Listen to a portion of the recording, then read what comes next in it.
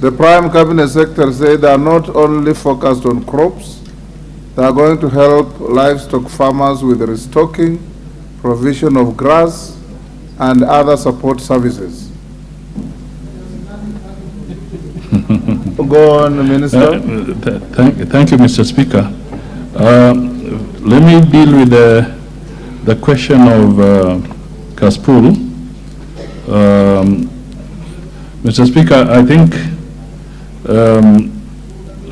what I can say is that it is good that the food was delivered to the people of Kaspool, and we shall make sure that when we have support, we can continue to support the constituency.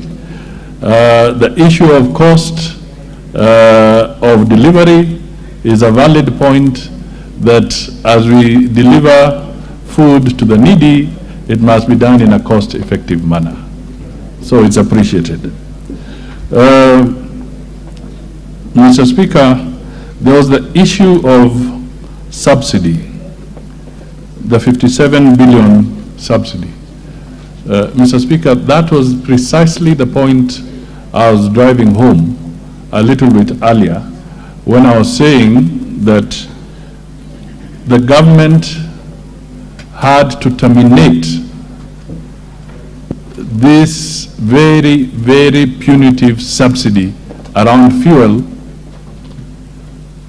which was not really even altering the fuel, the pump prices of the fuel, the pump prices of the fuel.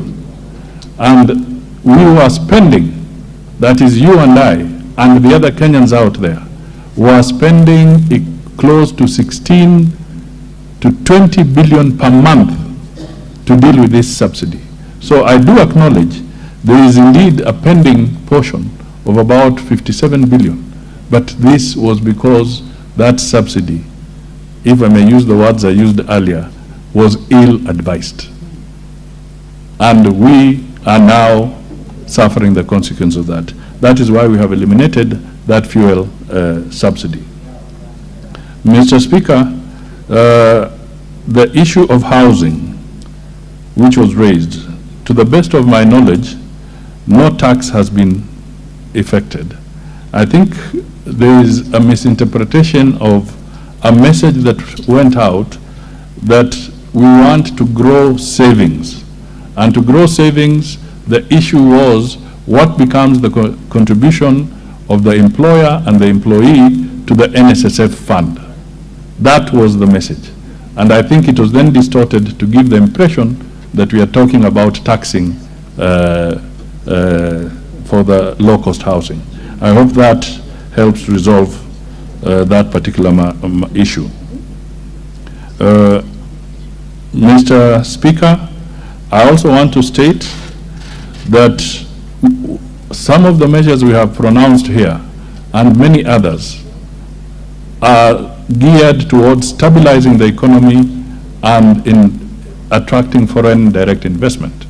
We have, for instance, the special economic zones, which are being put, whether we are looking at the coast. We have seen measures where pronouncements from the national government are encouraging counties to also set up industrial zones, and the national government will match the funds they put on the table to be able to grow industrial zones all over the country in our 47 counties, among others. Sound monetary policy, the rule of law. The rule of law, because if there are people marching in the streets with Mugiki and guns, surely those people are not attracting foreign direct investment, let alone local investment. So these are the kind of things that we say we have to grow out of those awkward practices and be able to move forward and get the country off its feet. Mr. Speaker, our constitution is very clear that when a government is elected, you have an opportunity, that is a president, you have an opportunity to serve your first 5 years, and if the people are comfortable, they'll elect you for the next 5 years. Mr. Speaker, in the wisdom of this country, Kenyans have embedded that, and it cannot be changed. So we must make it very clear that it is not possible for anybody to have a second bite at the cherry. We now must move forward, going ahead. Mr. Speaker, I would want to say that there is no Kenyan maize being grown in Zambia.